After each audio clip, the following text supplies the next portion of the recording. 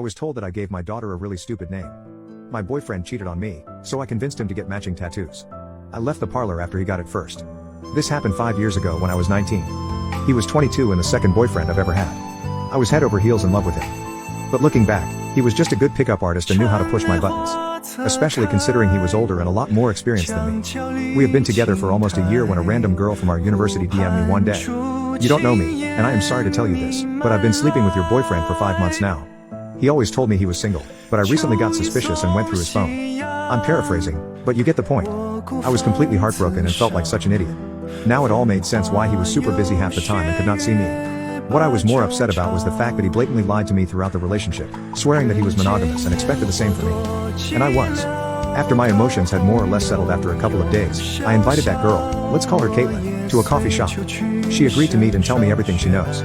Long story short, Caitlin saw on his phone that he was dirty texting many girls, and from quickly scrolling through most of the chats, it was clear that he was screwing at least 4, me included.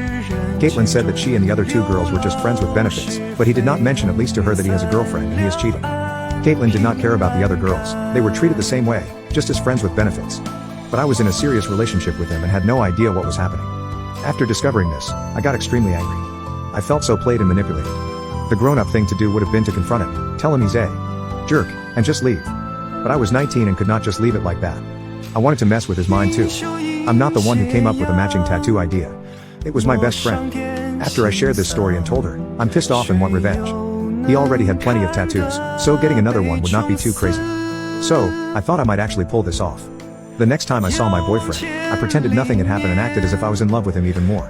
I started dropping seeds in his mind, mentioning that I was thinking about getting my first tattoo, maybe even his name, etc.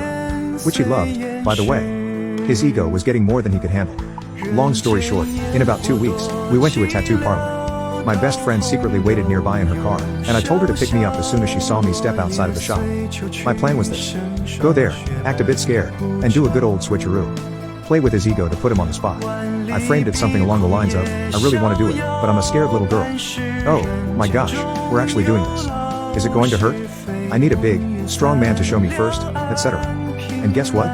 It worked like a charm. Did not take too long for him to go first and get my name tattooed on the side of his ribs with a big, strong, cool guy smirk on his face. As soon as the tattoo was finished, I just casually left the parlor, saying, I know you've been cheating on me. Dumb.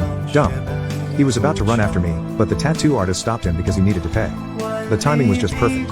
My friend parks in front of the shop. I jump in the car, and as we leave, my boyfriend runs out and sees us driving off with my middle finger in the car window. I blocked him. Gave him zero closure. Ignored all of his attempts to reach out. Was this too ruthless?